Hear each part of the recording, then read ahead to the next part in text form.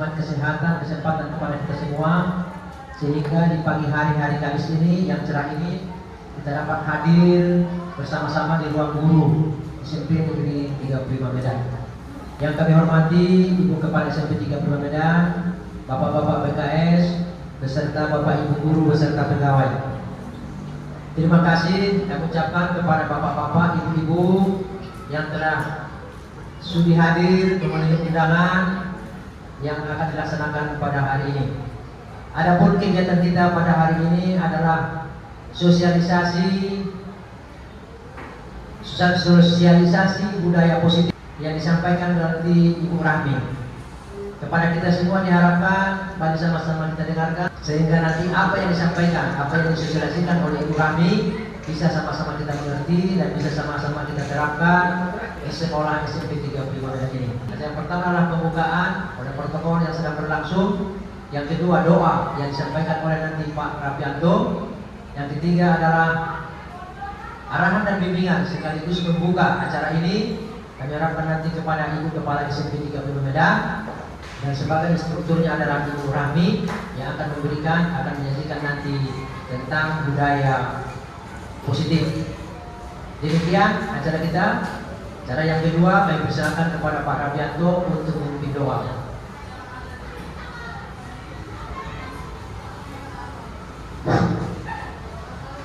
A'udzubillahi minasyaitonir rajim. Bismillahirrahmanirrahim. Alhamdulillahirabbil alamin. Hamdan syakirin, hamdan na'imin, hamdan mu'adhin ni'amahu wa yufadu majidah.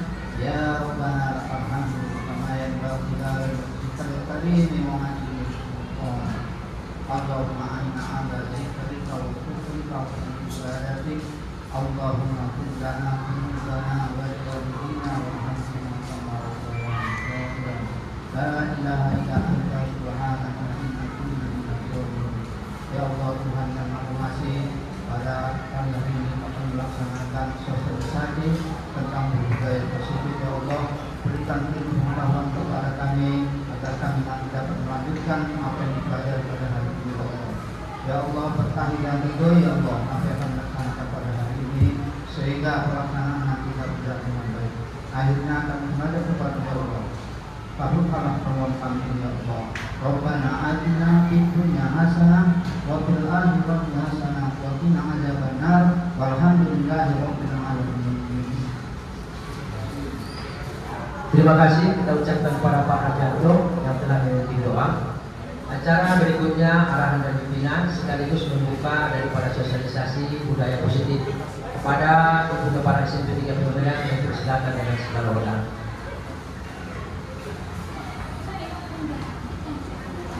Assalamualaikum warahmatullahi wabarakatuh. Selamat pagi dan salam sejahtera bagi kita semua. Terima kasih kami ucapkan kepada Bapak dan Ibu yang telah memenuhi undangan yang telah disampaikan, yaitu dalam kegiatan sosialisasi budaya positif yang akan disampaikan oleh Ibu Rahmi Zulfina. Kepada Bapak Ibu, mari nanti kita sama-sama untuk mendengarkan ataupun mendengarkan apa yang telah disampaikan oleh Ibu Rahmi. Semoga yang disampaikan Ibu Rahmi ini bermanfaat bagi kita. Demikian yang saya sampaikan. Assalamualaikum warahmatullahi wabarakatuh. Demikian tadi arahan pimpinan sekaligus membuka sosialisasi budaya positif yang disampaikan oleh Ibu Kepala SMP 35 Medan. Baik, terima kasih sekali lagi. Acara selanjutnya kami persilakan kepada Ibu Rahmi untuk mensosialisasikan tentang budaya positif. Kepada Ibu Rahmi kami persilakan dengan segala hormat. Assalamualaikum warahmatullahi wabarakatuh. Selamat pagi, salam sejahtera buat kita semua. Pertama-tama marilah kita panjatkan puji syukur kehadirat Tuhan Yang Maha Esa. Berkah rahmat dan hidayahnya kita semua dapat berkumpul di ruang guru yang sangat-sangat bahagia ini. Kemudian selawat beri salam tak pula kita hadiahkan kepada junjungan kita Nabi besar Muhammad SAW. Semoga syafaat beliaulah yang kita harapkan di yaumul mahsyar kelak. Amin ya rabbal alamin. pergi ke pasar membeli ikan dimasak. Oleh kemudian, selamat datang saya ucapkan kepada Bapak Ibu sekalian. Yang saya hormati Ibu Kepala Sekolah yang memfasilitasi acara ini. Yang saya hormati Wakil Kepala Sekolah, dan yang saya banggakan Bapak Ibu semua yang telah hadir di ruang guru ini untuk kegiatan diseminasi atau penyebaran budaya positif. Latar belakangnya diadakan diseminasi ini yaitu minimnya pemahaman warga sekolah mengenai konsep-konsep inti budaya positif, sehingga perlu dibuat diseminasi atau penyebaran pemahaman mengenai konsep-konsep inti tersebut. Jadi di sini nanti akan saya jelaskan tentang konsep-konsep inti di dalam budaya positif. Kemudian tujuannya kita dapat memahami dan menerapkan budaya positif di sekolah kita. Oke, mudah-mudahan nanti setelah ini, mudah-mudahan kita bisa pahami bersama, kita bisa belajar bersama ya Bapak Ibu. Oke, ini ada pertanyaan tematik sedikit. Pertanyaannya, apa yang muncul di pikiran Bapak Ibu ketika mendengar kata budaya positif? Melestarikan budaya. Oke, Pak WS. Kebiasaan positif. Oke. Pikiran positif. Ada lagi? Positive thinking. Ya, bahasa Inggris ya, values. Menghargai. Tingkah laku positif. Iya benar semua. Berarti ketika mendengar kata budaya positif berarti ada tingkah laku positif, pikiran positif. Dengan Pak Ibu kebiasaan positif. Oke? Benar. Memang hebat guru kita semua ya. Oke. Bagaimana kita bisa menciptakan budaya positif itu di sekolah kita? Melalui teladan. Oke, Bapak Isa melalui contoh-contoh teladan. Ada lagi? Kerjasama yang baik. Ya, Bu Rosita, kerjasama yang baik. Jadi kita harus bekerja sama yang baik ya. Oke.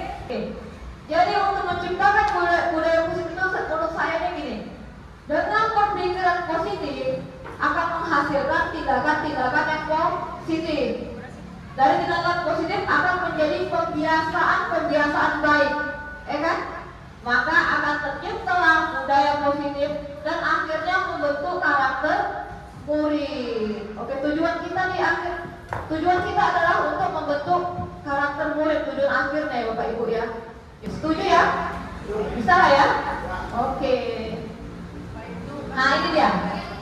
Adapun konsep-konsep inti budaya positif itu ada 6. Ada disiplin positif dan nilai-nilai kebajikan universal. Ada teori motivasi, hukuman dan penghargaan, restitusi, keyakinan kelas, kebutuhan dasar manusia dan dunia berkualitas, restitusi 5 posisi kontrol, dan restitusi segitiga restitusi. Oke, kita masuk ke konsep yang pertama yaitu disiplin positif dan nilai-nilai kebajikan universal. Oke, apa sih itu nih? Oke, coba mari kita praktikkan. Oke, boleh berpasangan. Nih, cobalah buka. Oke. Praktik ini dilakukan oleh 2 orang peserta. Ada yang mau muncul maju ke depan? 2 orang. Tugas A, mengembangkan tangan. Bayangkan bahwa A menyimpan sesuatu yang sangat berharga di dalam kepalan tangan Anda. Anda perlu menjaga benda tersebut sekuat tenaga Anda karena begitu pentingnya untuk kehidupan Anda. Yang tugas untuk B, salah satunya mencoba dengan segala cara untuk membuka kepalan tangan. Kemudian boleh membujuk, menghardik, mengintimidasi, memarahi, menggoda, mengkritik, bahkan menawari Anda uang agar Anda bersedia membuka kepalan tangan Anda. Ada yang mau bantu saya praktik di depan? 2 orang? Boleh. Siapa kawannya? Mau? Hah? Siapa? Kawannya? Oh. Oke. Ya. Ibaratkan di kepala. Bapak A ya. Oke. Siapa yang B? Hah?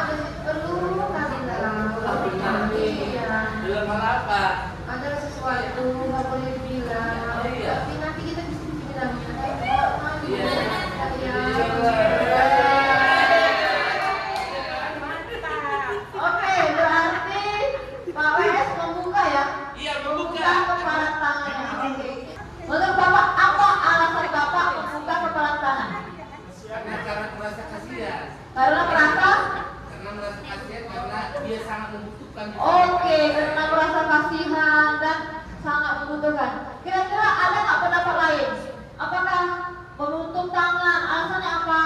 Kirain apakah enggak lah nih, saya tetap tutup nih, ngapain kasih gitu kan? Ini kan barang yang berharga sama saya. Nah, apakah ada yang berbeda? Apakah sama dengan PS? Sama, kalau Miss? Sama, berarti karena ada yang membutuhkan.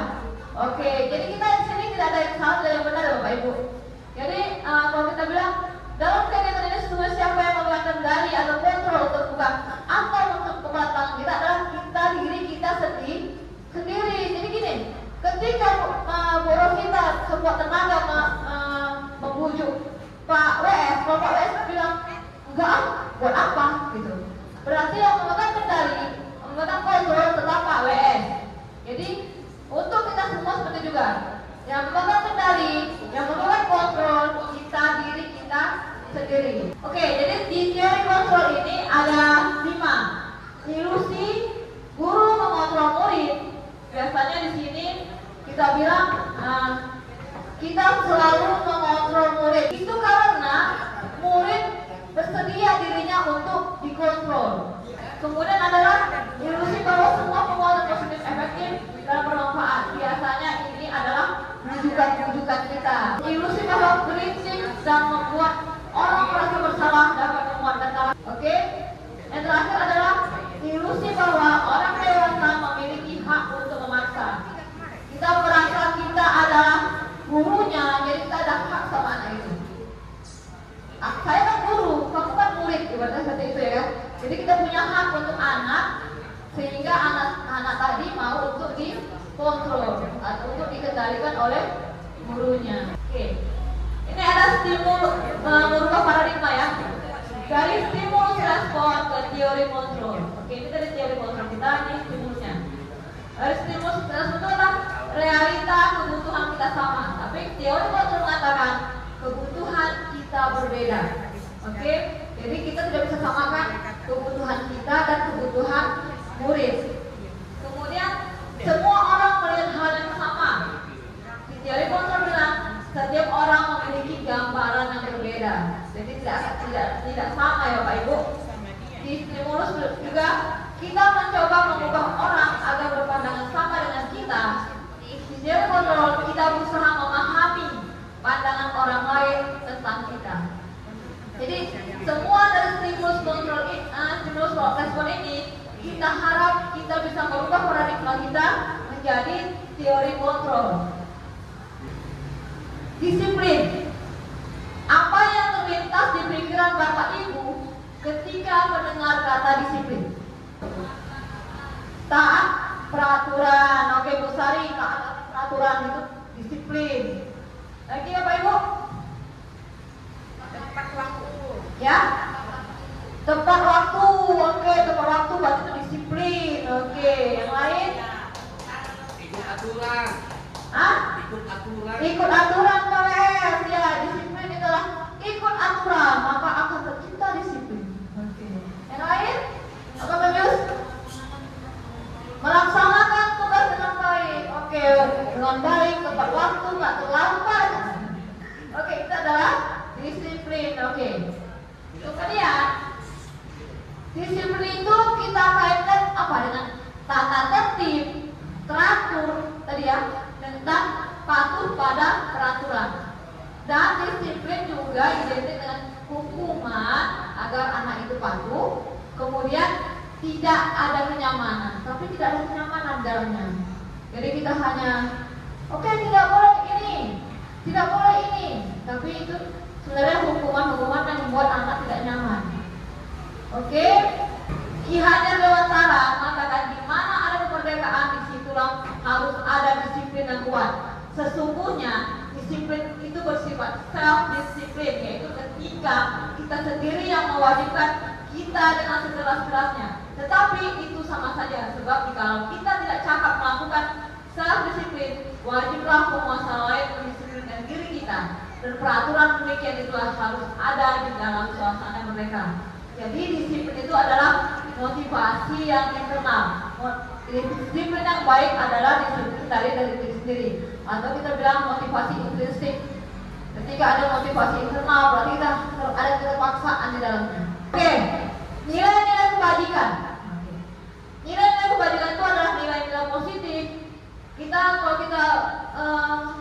nilai kebajikan itu apa? Berarti adalah nilai-nilai positif. Oke? Kemudian nilai positif itu apa saja? Ada sikap, ada perilaku. Dari pembentukan sikap dan perilaku ini akan timbullah keyakinan. Benar ya? Oke. Kemudian dengan nilai-nilai positif ini harus berdasarkan profil pelajar Pancasila. Dan mudah-mudahan dengan timbulnya sikap perilaku dan keyakinan ini, motivasi intrinsik di dalam diri kita akan terwujud. Jadi adalah motivasi dari anak itu untuk mendisiplinkan dirinya sendiri. Mungkin itu nanti budaya positifnya akan muncul. Oke, ketika motivasi intrinsik muncul, maka akan terjadi pembiasaan baik. Ketika pembiasaan baik itu muncul, maka budaya positif akan terwujud. Oke? Kemudian ini ada teori motivasi, hukuman dan penghargaan restitusi. Oke, apa itu ini? Oke, coba lihat di posisi manakah saya? Oke, mohon perhatiannya. Motivasi perilaku manusia. Pertama, untuk menghindari ketidaknyamanan atau hukuman. Kedua, untuk mendapatkan imbalan atau penghargaan dari orang lain. Ketiga, untuk menjadi orang yang mereka inginkan dan menghargai diri sendiri dengan nilai-nilai yang mereka percaya. Oke. Jadi kita ini di posisi manakah? Kita melaksanakan tugas, kita dengan setiap hari kita mengajar atau murid mengerjakan PR, di posisi mana? Apakah murid hanya untuk biar guru itu nggak marah, aku mengerjakan tugas aja, nanti aku berdiri di depan kelas, ya kan? Kadang anak-anak itu ketika dia mengerjakan sesuatu karena apa? Takut. Jadi mudah-mudahan di budaya positif tidak ada lagi, bukan berarti anak-anak nggak bisa takut sama kita, bukan. Tapi kita coba memunculkan motivasi intrinsik yang dari dalam dia untuk menyadari mereka. Kemudian hukuman, konsekuensi, restitusi. Nah, ini apa nih? Hukuman itu identik dengan menyakiti, benar Bapak Ibu? Benar. Kemudian konsekuensi, sesuatu harus terjadi. Oke, jadi hukuman dan konsekuensi ini identik dengan pelanggaran. Ketika terjadi pelanggaran, kamu harus dihukum. Ketika kamu melakukan pelanggaran, kamu tahu apa konsekuensinya. Oke, Bapak Ibu, bisa ya? Oke. Jadi kalau hukuman itu misalnya gini, kata-katanya peraturannya adalah kamu harus, itu hukuman. Jadi kalau konsekuensi, apa peraturannya? Mampukah kamu melakukannya? Terima kasih. Jadi kalau konsekuensi identik ada data. Dan apa itu restitusi? Oke, jadi di sini kita lihat restitusi apa? Restitusi adalah proses menciptakan kondisi bagi murid untuk memperbaiki kesalahan mereka.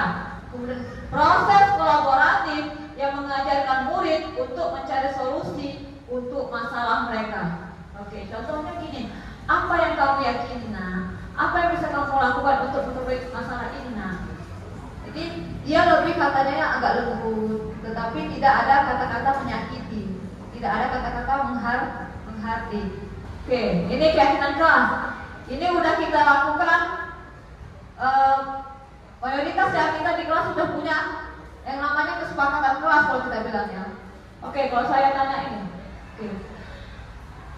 Tadi katanya kesepakatan kelas. Mengapa keyakinan kelas? Mengapa tidak peraturan kelas saja? Ada yang bisa bantu saya jawab?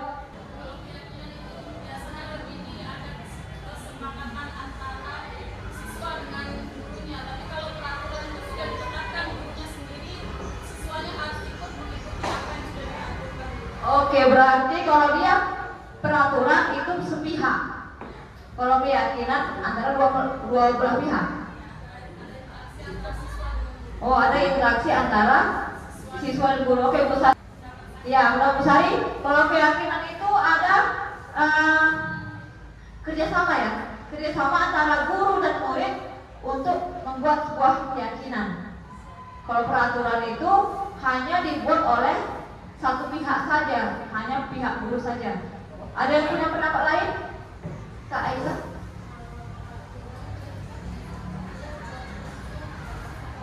Oke. Nah. Oke.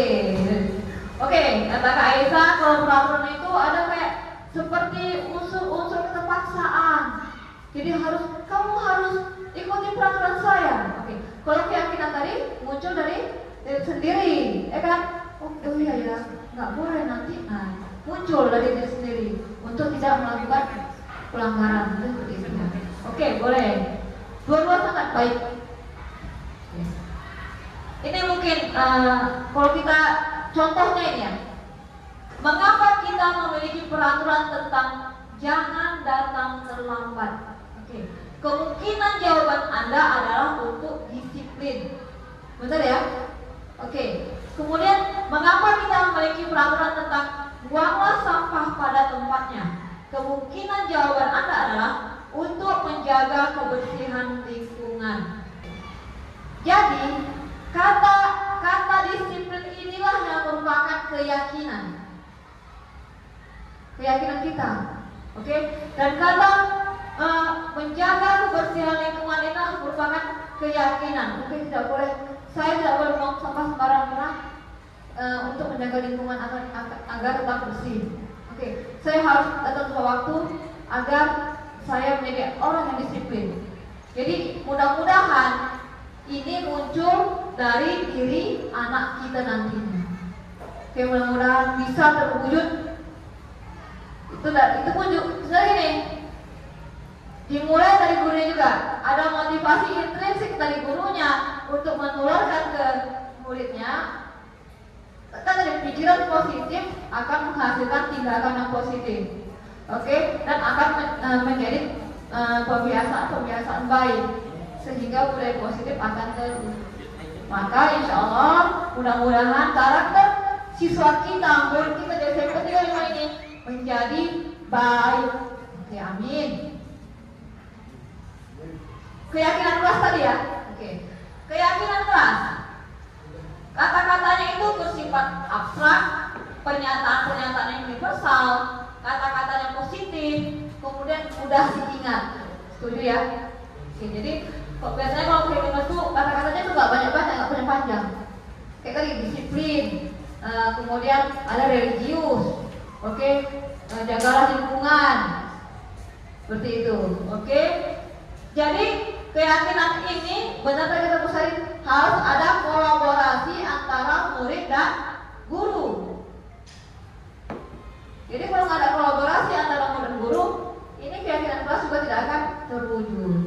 Kemudian harus diadakan penerapan di sekolah. Akhirnya ketika murid dan guru berkolaborasi, maka penerapan di sekolah akan berjalan lancar.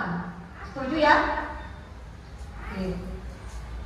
Oke, ini kesepakatan kelas. Ini contoh dari saya ambil dari kelas saya. Kan kita biasanya kesepakatan kelas di kelas ya.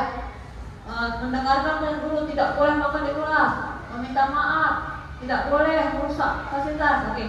Biasanya kalau tidak boleh, jangan itu ini sebenarnya banyak yang sama. Bapak Ibu melaksanakan piket, padahal sudah menjaga kebersihan kelas, tidak membuang sampah di kolong meja, itu sudah sama satu kata, ya kan? Itu kan dari sipilnya adalah menjaga lingkungan, ya kan, agar tetap bersih.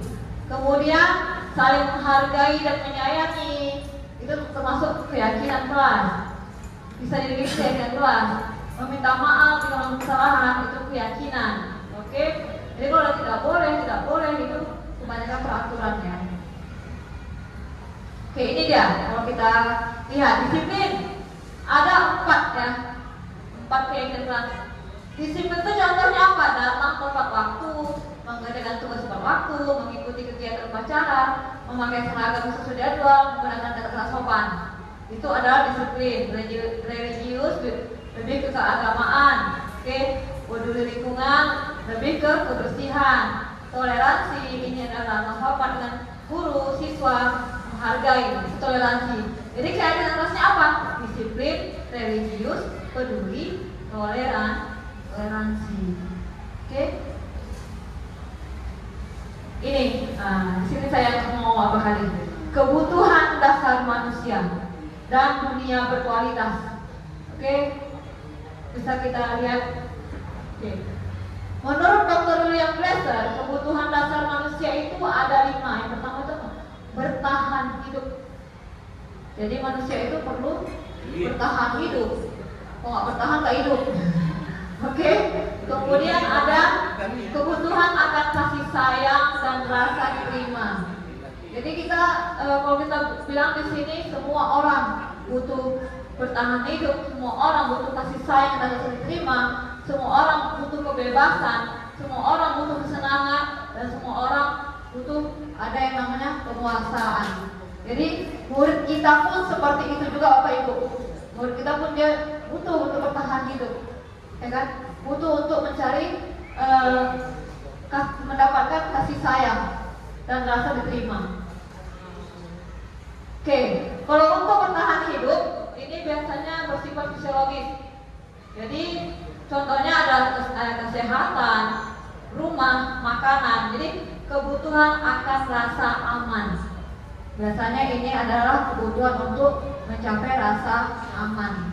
Oke, next. Ini di sini kasih sayang dan rasa diterima, kebutuhan untuk diterima ini termasuk ke sifatnya psikologis ya.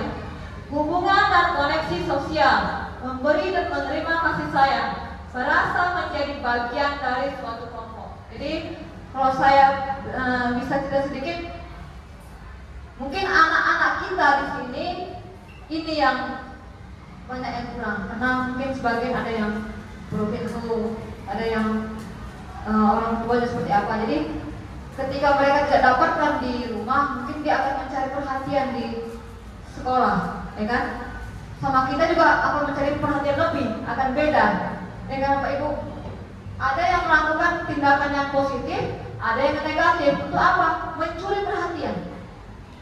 Jadi kena rupanya apa? Dia butuh kasih sayang, dia butuh rasa diterima. Mungkin banyak anak-anak seperti itu yang kita jumpai di kelas kita. Setuju Bapak Ibu ya? Banyak ya. Jadi kalau saya cerita sedikit, anak saya di 17 kemarin dia curhat sama saya. Dia itu kita bilang kan,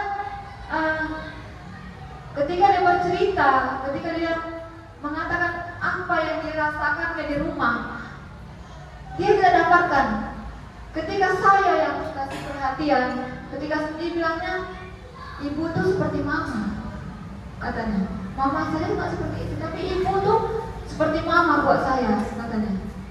Karena ibu, saya kan kadang kalau ada apa saya peluk. Mama aja nggak pernah. Ada beberapa tuh nggak pernah. Ada yang sama saya, mamanya pun dia entah di mana mana. Jadi dia anak-anak kita di sini mungkin kebutuhan inilah yang kebanyakan yang kurang. Kebutuhan akan kasih sayang. Oke Bapak Ibu. Yang terakhir adalah penguasaan, kebutuhan pengakuan atas kemampuan. Banyak ya anak-anak kita gitu ya. Akulah yang terhebat di kelas. Akulah butuh pengakuan. Oke. Menjadi kompeten, menjadi terampil, diakui atas prestasi dan keterampilan, keinginan untuk dianggap berharga. Oke, itu berarti anak-anak kita di sekolah, di kelas seperti itu. Akulah yang jagonya. Akulah yang juara kelasnya, ya kan? Karena seperti itu ya. Aku ranking, gitu. Aku pintar. Karena anak kita yang benar-benar tergap-gap ya, itu yang pintar aja. Yang biasa aja, oke? Karena mereka merasa dirinya adalah yang terbaik. Kemudian ada kebebasan, kebutuhan akan pilihan. Ini biasanya kemandirian, otonomi, memiliki pilihan, mengendalikan arah hidup seseorang. Ini tipenya itu banyak bergerak anaknya, suka mencoba-coba, tidak terpengaruh orang lain dan senang mencoba hal baru dan menarik. Ini kalau kita bilang tipe kinestetik ya, anaknya banyak bergerak. Jadi kalau kita bilang ya kan, tipe kinestetik ya. Oke.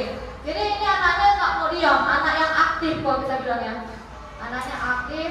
Kalau kita bilang dia pun smart ya, pintar. Biasanya itu mencoba hal-hal baru. Tetapi itu tadi, kalau tidak ada kontrol dari kita, itu tidak akan bisa. Jadi itu semuanya berkaitan, ya kan? Berkaitan, ada kontrol dari kita, kemudian dia pun bisa mengendalikan diri dia, kontrol dari diri dia sendiri. Mudah-mudahan apa yang dicobanya, apa yang dilakukannya, hal-hal yang positif. Terakhir itu mencari kesenangan, kebutuhan untuk merasa senang. Semua orang ya, kita juga seperti itu.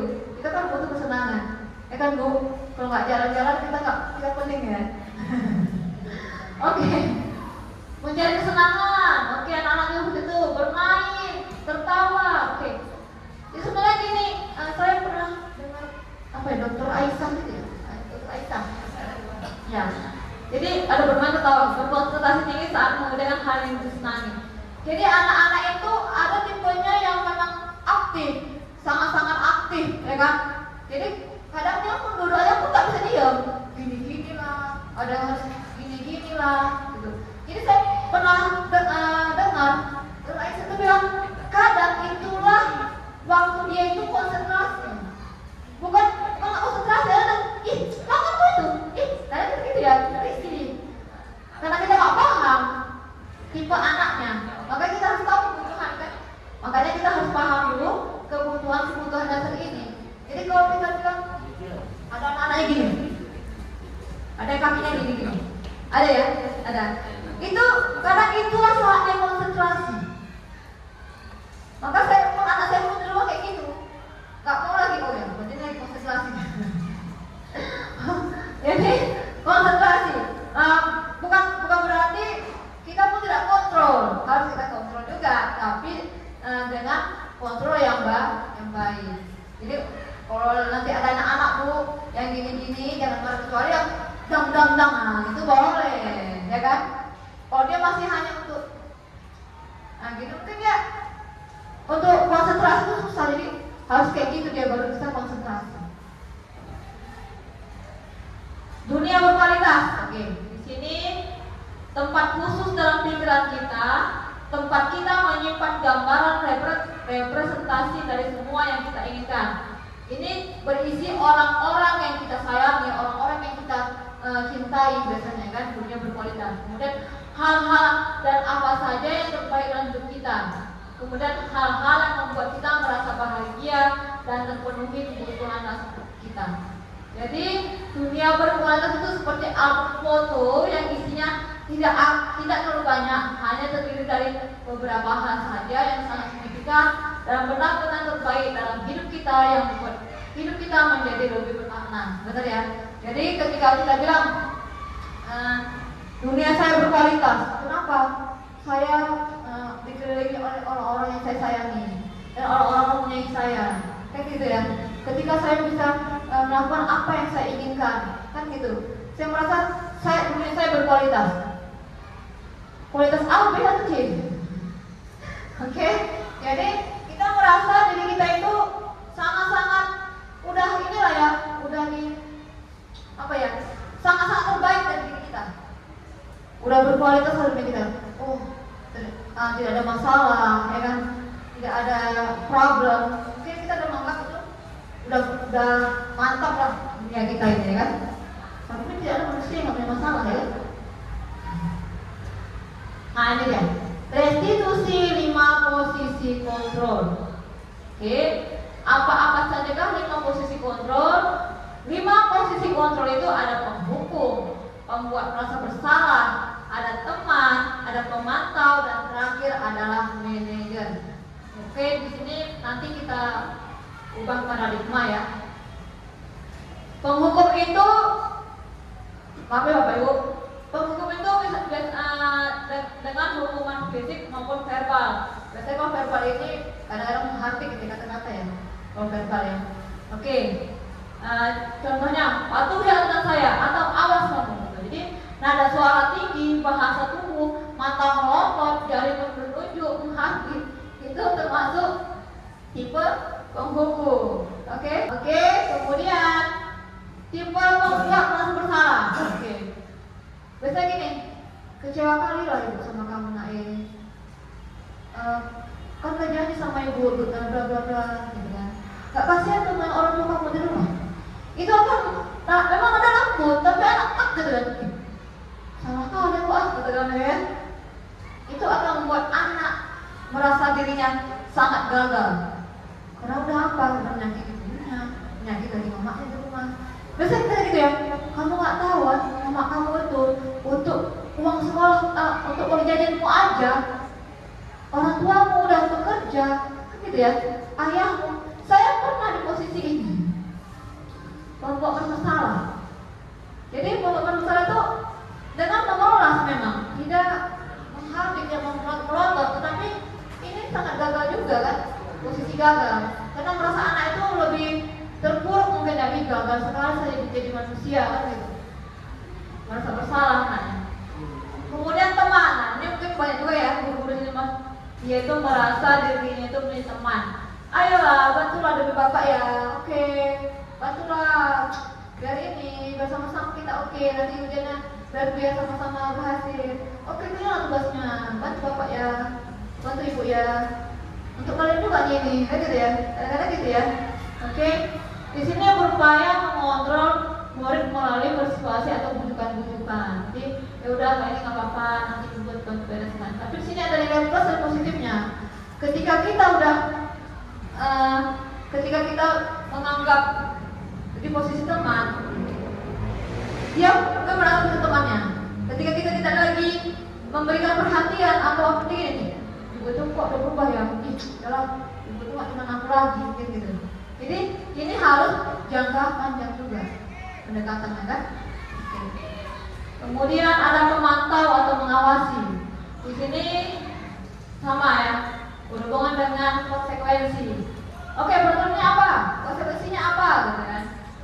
Mengandalkan perhitungan catatan data yang dapat digunakan sebagai bukti atas perilaku seseorang. Jadi gini, kita udah punya kesepakatan kelas, ya kan? Ya, punya kesepakatan kelas. Kemudian anak itu melakukan kesalahan. Kita kan pantau. Sepatunya warnanya putih, ya kan? Kan kita pantau. Oke, kamu tahu peraturannya apa? Kan? Kamu tahu? Gitu. Kesepakatannya apa? Ketika kamu pakai sepatu warna putih, kan konsekuensinya apa? Mungkin itu sering ya, ya kan yang kita lakukan ya. Yang terakhir adalah tipe manajer. Oke, kita harapkan kita semua ini berada di tipe ini, tipe paling akhir. Oke, tipe manajer ini guru berbuat sesuatu bersama dengan murid, mempersilahkan murid mempertanggungjawabkan perilakunya, mendukung murid agar dapat menemukan solusi atas permasalahannya sendiri. Contohnya, apa yang kita yakini, kembali ke kelas, apakah kamu meyakininya? Jika kamu meyakininya, apakah kamu bersedia memperbaikinya? Jika kamu perbaiki ini, hal ini yang menunjukkan apa tentang dirimu. Oke, jadi manajer ini lebih ke pendekatan, ya kan? Dan dia tidak ada kata-kata yang, kalau kita bilang tidak ada kata-kata yang menghardik, tidak ada. Di posisi teman pun tidak ada. Jadi anak kembalikan masalah itu ke anak itu, kembalikan solusinya pun ke anak itu, berusaha, ya kan? Berusaha agar solusinya dapat. Oke. Yang terakhir adalah restitusi, segitiga restitusi. Apa ini? Ini tadi ada bilang ya, restitusi itu adalah proses menciptakan kondisi murid untuk memperbaiki kesalahan mereka. Proses kolaboratif yang mengajarkan murid untuk mencari solusi untuk masalah mereka. Oke. Jadi tahapan segitiga restitusi itu ada 3. Pertama, menstabilkan identitas. Kedua, validasi tindakan yang salah. Ketiga, menanyakan keyakinan. Jadi mudah-mudahan kita nanti ada di posisi ini semua ya Pak Ibu. Amin. Amin. Oke, jadi ketika anak itu ada salah atau apa, kita langsung hukum. Oke, kita stabilkan identitasnya dulu. Kenapa dia seperti itu kan? Ada setiap orang ada alasan kan gitu. Oke. Kalau menstabilkan identitas itu seperti ini. Tujuannya untuk mengubah identitas anak dari orang yang gagal karena melakukan kesalahan menjadi orang yang sukses. Jadi misalnya dia melanggar peraturan karena mencari perhatian, kemudian itu mencoba untuk memenuhi kebutuhan dasarnya, namun ada benturan. Jadi ini kembali lagi ke kebutuhan dasar manusia tadi. Ya kan Bapak Ibu? Jadi ini saling keterkaitan dengan posisi kontrol dan kebutuhan dasar manusia, kemudian keyakinan itu nanti berkaitan di sini dari institusi. Oke, contohnya itu kata-katanya untuk menstabilkan itu gini. Berbuat salah itu wajar, gitu kan. Ini kan ketika ada anak salah, ibu mendengar seperti ini, katanya kakak di kelas ini ya, gitu kan. Kata ibu ini kakak tidur di kelas atau gitu. Kita stabilkan apakah benar? Dia kan jawab kan, ya bu, saya tidur di kelas. Gitu. Kita stabilkan, oke. Baru dia tanya, boleh saja.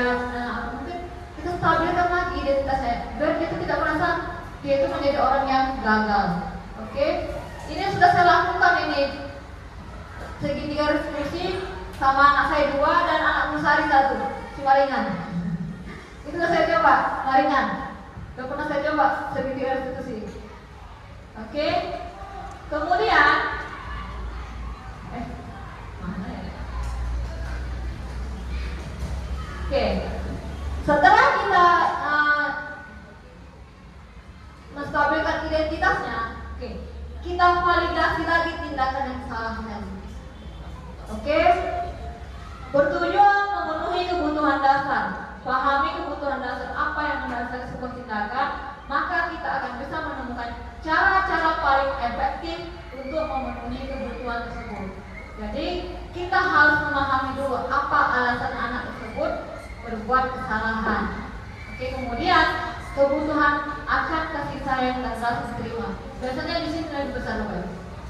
Anak-anak itu rasa kasih sayang dan rasa diterima. Nah ini. Jadi kalau dia buat salah, dia contohnya misalnya dia memukul meja gitu kan. Kata ini, ya kamu boleh, padahal kamu bisa melakukan hal yang buruk ya pada waktu itu. Tapi kita sampaikan, menurut kamu tindakan kamu itu benar atau salah? Masa gitu. Dia akan jujur, salah bu, salahnya di mana? Kita kembalikan lagi ke anak tersebut. Oke? Kemudian menanyakan keyakinan, ini yang terakhir ya. Menanyakan keyakinan. Jadi ketika identitas sukses yang pertama, kemudian identifikasi udah juga berhasil validasi yang salah, maka anak akan siap untuk dihubungkan dengan nilai-nilai yang dipercaya dan berpindah menjadi orang yang dia inginkan. Jadi termotivasi secara eksternal. Kita harapkan ada motivasi intrinsik dari dalam dirinya. Makanya kita tadi buat keyakinan kelas dulu ya. Kita buat keyakinan kelas dulu, kita pahami dulu kebutuhan dasar dia. Kenapa dia? Asalnya apa? Oke? Contohnya gini, apa yang kita percaya sebagai kelas atau keluarga? Kalau saya gini, kakak masih ingat keyakinan kelas kita? Abang masih ingat keyakinan kelas kita? Masih ibu. Kira-kira keyakinan kelas mana yang abang langgar? Ambil gitu. Dia akan bilang, menghargai dan menyayangi. Jadi ini udah saya praktikkan dan berhasil. Jadi tahapan ini dapat dilakukan jika posisi kontrol berada di posisi manajer. Kemudian kita bisa memahami kebutuhan dasar si anak. Kemudian kita membuat keyakinan kelas. Jadi kerjasama antara guru dan murid harus kita kolaborasi ya. Harus buat dulu keyakinan kelasnya. Baru bisa melakukan tiga diskusi ini. Jadi ini membuat anak lebih jujur, lebih terbuka. Dan tidak ada dia tuh merasa dia tuh anak yang paling gagal, nggak ada. Nah contohnya, padahal saya tidak masuk ke ruangannya Bu Sari ya. Kemarin Bu Sari, Maringan yang Bu Sari yang Maringan keluar. Dan saya kan, itu kenapa Bu Sari? Gitu kan. Saya coba segitiga diskusi ini. Jujur dia. Makanya ketika saya tanya kenapa harus semuanya menurut apa salah Bu. Jadi sampai hal-hal yang negatif dia pun dia jujur. Jadi tidak kita pindah dari posisi penghukum atau pembuat merasa bersalah atau sistem penerimaan ke posisi manajer. Dan perlu membuat keyakinan kelas dulu. Jadi tanpa membuat keyakinan kelas ini, segitiga restitusi nggak bisa kita buat, kita harus lakukan. Karena nanti anak nggak tahu. Menurut kamu nak, keyakinan kelas apa yang kamu langgar? Apa itu bu? Padahal kita belum buat. Maka sebenarnya kalau keyakinan kelas itu wali kelas ya, wali kelas dan anak. Kalau kita bilang kesepakatan kelas. Assalamualaikum warahmatullahi wabarakatuh. Perkenalkan, saya Rahmi Zulfina Eskom. Ini Asal sekolah UPT SMP Negeri 35 Medan. Saya adalah seorang guru penggerak angkatan 10. Melalui modul 1.4 demonstrasi konseptual budaya positif ini, saya akan menyelesaikan masalah melalui praktik segitiga restitusi pada 2 kasus murid yang ada di kelas saya. Segitiga restitusi adalah proses dialog yang dijalankan oleh guru atau orang tua agar dapat menghasilkan murid yang mandiri dan bertanggung jawab.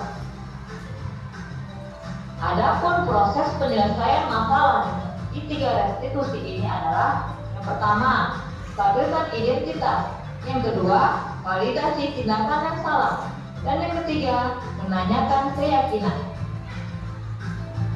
Kasus pertama, lengan baju Ruben robek pada saat bercanda dengan Puji.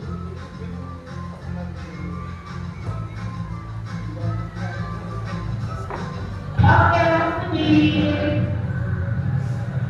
Ini kalau waktu sampai ini,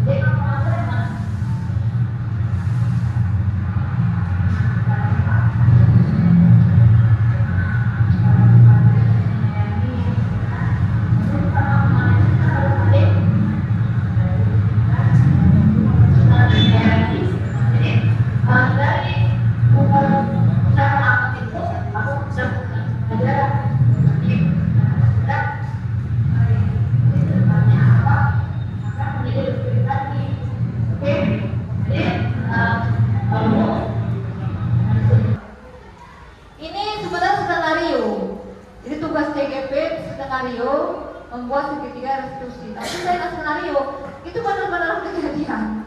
Jadi kejadian itu benar, kejadian benar. anak saya ada 2 orang yang sebenarnya, satu lagi si Hebron. Kalau Hebron nggak tahu ya. Oke, jadi 2 orang. Saya kata-katanya mengalir apa adanya, tidak ada kita setting jadinya kan. Ya Bu, kita syarat saya kan gitu. Jadi kalau tugas-tugasnya ini, tugas apa adanya dan penyelesaiannya udah saya lakukan dan itu berhasil. Akhirnya ya udah minta maaf, kemudian dah larian lagi, peluk-pelukan lagi. Sama juga dengan Hebron seperti itu juga dengan Ali berantem di pelajaran Penja. Saya lakukan seketika diskusi ini. Akhirnya pun mereka pun saling minta maaf sama-sama satu dengan yang lainnya. Oke, jadi berakhirnya dengan berakhirnya seketika restitusi tadi, mungkin presentasi saya berakhir. Mungkin ada yang memberi tanggapan atau memberi masukan, ada yang ingin dipertanyakan, saya buka forum bertanya. Oke, Bapak Ibu ada yang mau kira-kira ngasih masukan atau tanggapan? Boleh Pak? Terima kasih.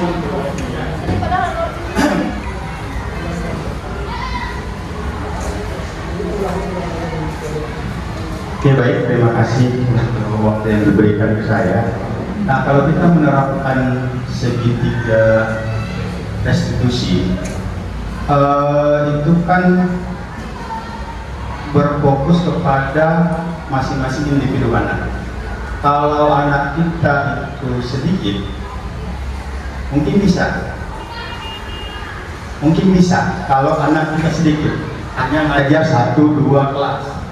Tetapi untuk yang kelasnya banyak, ngajar di 12 lokal dengan jumlah anak 30, berarti 360 anak, itu tidak akan mungkin kita lakukan. Ya kan? Kemudian dalam melakukan segitiga restitusi ini mungkin validasi tindakan yang salah mungkin bisa kita identifikasi, bisa kita lakukan. Tetapi kalau untuk menuju ke membuat keyakinan atau membuat keyakinannya atau untuk memvalidasi kesalahan dia itu, bagaimana cara dia mengungkapkannya bisa kita lakukan. Tapi bagaimana cara kita untuk menyelesaikan permasalahan itu tidak bisa kita lakukan. Pasti kita akan membutuhkan waktu yang lebih panjang. Bisa kita lakukan, tapi akan membutuhkan waktu yang lebih panjang untuk menyelesaikan satu permasalahan. Jadi untuk itu saya mau nanya, bagaimana kondisi kita, bagaimana kita lakukan kira-kira dengan kondisi yang banyak ini itu bisa kita selesaikan. Terima kasih. Oke, terima kasih. Pertanyaannya luar biasa. Ya Lami, aku kan cuma ngajar 1 kelas. Bisa lah kami lakukan gitu ya. Ini gini, segitiga restitusi kita lakukan jika ada anak yang bermasalah. Bukan anak yang nggak bermasalah kita segitigakan, tidak ya. Jadi di setiap kelas kita jumpai. Kadang ini ada guru yang menyelesaikan masalahnya sendiri dengan muridnya. Ada juga dibantu oleh BK. Mungkin bisa dibantu juga dengan guru BK. Mungkin ini tindakan ini bisa dilakukan oleh guru BK ya. Bisa kerjasama. Oke. Kadang ada guru merasa ada 3 masalah misalnya dan harus diapakan. Buat 1 ke wali kelasnya, buat 1 ke BK-nya, 1 selesaikan sendiri. Kan itu, dan 3 kan. Nah, jadi ini kerjasama kolaborasi antara guru, wali kelas, guru BK dan murid. Kan, ketika ada anak bermasalah, nggak mungkin kan bapak langsung ke BK, pasti ke wali kelasnya dulu, ya kan? Tengok tuh Bu Ami, anak Bu Ami seperti ini. Gitu. Jadi kita kembalikan dulu ke wali kelasnya. Mungkin wali kelasnya akan kayak ini, saya mendapat laporan dari Pak Dahlan, katanya abang pada saat pelajaran ini abang tidur atau abang ngalah sini. Itu berarti yang menyelesaikan adalah wali kelasnya. Itu boleh dibantu oleh wali kelasnya, tapi juga boleh oleh gurunya langsung, guru mapelnya itu langsung. Carilah waktu yang tepat, bukan pada saat anak itu berbuat salah di situ, langsung di situ diselesaikan. Habislah waktu kita kan, habislah dari cuma 2 jam, kan? Materi nggak sampai gitu. Cari waktu yang tepat untuk menyelesaikan. Karena apa? Ketika anak udah lebih tenang pikirannya, kalau langsung di situ dia akan merasa sangat-sangat tidak nyaman. Jadi kalau ketika kita udah kasih dia ruang, oh ini saya selesaikan gitu. Nanti kalau istilahnya jumpain ibu ya, jumpain bapak ya, kan bisa. Menurut saya seperti itu. Kita menyelesaikannya bukan pada saat itu juga. Ada waktunya, atau pulang sekolah. Saya pulang sekolah kemarin. Nanti pulang sekolah abang jumpain ibu ya. Ya bu. Oke. Jadi bukan pada saat jam itu, dan segitiga restitusi ini pun tidak banyak-banyaknya Pak. Mungkin pun di kelas itu paling pun yang kejadian itu paling 2 orang, paling enggak 2 orang itu yang biasa kan masalah sampai berantem sampai kayak mana, itu yang mau kita selesaikan. Kita selesaikan dengan 1 orang. Saya dapat laporan hari ini, gitu kan. Pasti yang merasa dirinya teraniaya, dia akan melapor. Bu, tadi si Anu ginikan saya bu. Bu, tadi si Anu tarik rambut saya bu, gitu ya. Baru kita restitusi sampai yang membuat kesalahan. Jadi kalau menurut saya berapapun jumlah kelasnya itu tidak ada masalah. Selama kita punya manajemen waktu kita pas, timingnya pas untuk membuat restitusi itu. Kita pahami dulu kebutuhan dasar anak itu. Saya lihat tadi dia kayaknya ngantuk atau kayaknya dia males, entah aja lapar, ya kan? Sejadi anak itu lapar, belum sarapan dari rumah, atau di rumah pun dia gadang, atau entah di rumah mereka kerja. Ada anak kita seperti itu kan? Ada. Jadi ketika kita mengetahui kebutuhan dasarnya, pasti kita tidak akan pasti dengan kata-kata yang baik akan kita sampaikan ke dia. Maka otomatis dia akan bicara lebih jujur. Kalau saya seperti itu, bisa Pak Dalam? Oke. Tambah sedikit. Misalnya gini kan, kita sudah menemukan satu masalah. Ya. Kita sudah melakukan segitiga Restitusi. paling dasar lah. Ya. Kita sudah menuju ke puncak. Untuk validasi kesalahannya sudah kita. Nah, sekarang menuju ke keyakinan kelas. Kita tidak ada waktu kan, tidak sempat. Boleh. Kita serahkan misalnya itu ke BK. Boleh Pak. Nah, BK jawabnya udah lah itu. Itu saya bilang, makanya jadi maka saya bilang ini akan budaya positif ini akan bisa kita lakukan ketika kita bekerja sama. Gitu. Jadi semua itu butuh kerjasama antara wali kelas, BK, guru mapel. Itu tidak bisa dipisahkan. Oke, 3 kesatuan ini.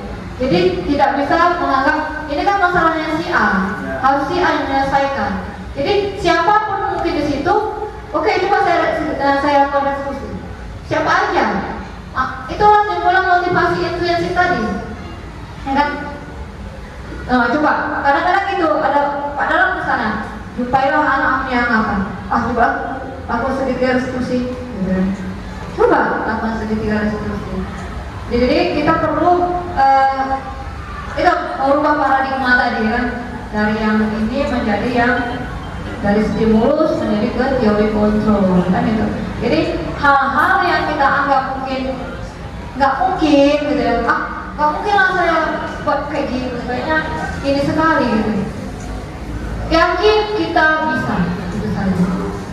Oke, bisa Pak Dalan? Oke. Jadi budaya yang kita harapkan, budaya positif ini akan bisa terwujud di sekolah kita dengan adanya kerjasama. Jadi mudah-mudahan motivasi intrinsik dari dalam diri kita muncul, bukan karena ada motivasi eksternal. Ya Bapak Ibu ya. Jadi anak itu pun bisa menjadi baik, bisa menjadi berubah.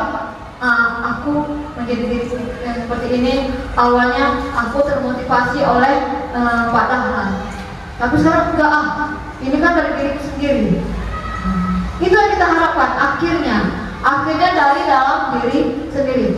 Pertama gini, aku mengerjakan PS karena takut sama kepancar. Tapi akhirnya kan, aku kan memang kewajibanku. Ini kan PS ini kewajiban murid, harus dikerjakan. Itulah tahapan-tahapan yang harus kita lakukan. Jadi pendekatan itu perlu. Pendekatan ke murid, bagaimana kita mengontrol murid. Oke Bapak Ibu, setuju ya? Setuju. Sedikit Bu, Ya. Sesuai pengalaman saya. Ya. Pernah saya alami seperti itu kejadiannya waktu saya mengajar di Langkat. Angkat. Nah, di Langkat. Jadi ini benar kecepatan memang karena orang tuanya juga preman juga. Nah, diangkatannya juga. Jadinya saya buat dia dan terbaik jadinya. Saya mengajari dia tidak di kelas lagi. Di luar. Saya mengajar sejauh pulang sekolah saya kasih materi. Sedikit aja saya kasih 10 K. Terakhirnya dia paling baik di kelas itu. Kalau siswa itu agak ribut, kalau saya masuk ya, saya masuk. Dia yang menghentikan yang ribut itu. Asto ya kalau ribut lagi, jadi begitu. Oke. Hanya saya ajar selama 1 bulan. Nah itu pengalaman saya 20 tahun yang lewat nih. Nah itulah kalau yang pengalaman saya ya itu aja. Oke. Jadi gini, berarti kan penyelesaiannya ada pada guru sendiri ya? Iya, ada guru sendiri. Setiap permasalahan itu solusinya pun ada pada kita sendiri. Bagaimana untuk menyelesaikannya?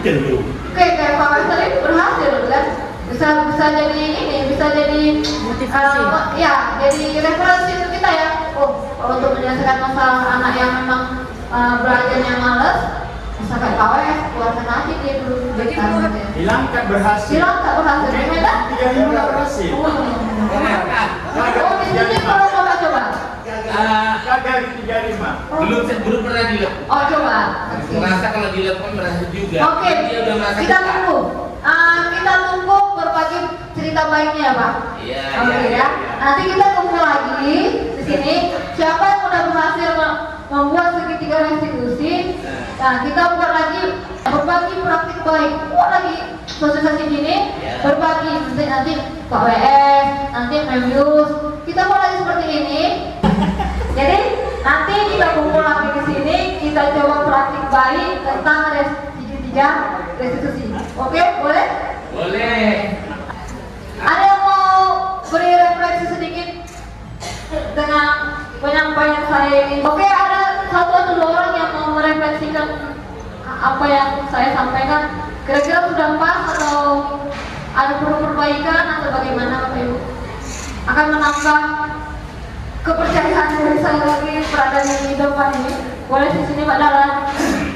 Nanti bagaimana cara penyampaiannya atau ada yang kekurangannya? Terima kasih ucapkan kepada Ibu Ami yang telah memberikan pengulangan kembali pemahaman tentang budaya positif di lingkungan sekolah kita ini. Pemaparannya sudah bagus, mungkin ada tambahan sedikit ya, mungkin materinya bisa di-sharekan sama kami sebelum dan sesudah mungkin. Kemudian terus untuk prakteknya nanti mudah-mudahan bisa sama-sama dilaksanakan, bisa kita menjadi berbudaya positif di sekolah kita. Terima kasih. Oke, ada lagi Bapak Ibu yang ingin memberikan tanggapannya atas hasil presentasi hari ini, atas hasil sosialisasi kita pagi hari ini. Oke, sini Pak. Memius dong. Iya, kita perhatikan dulu. Dan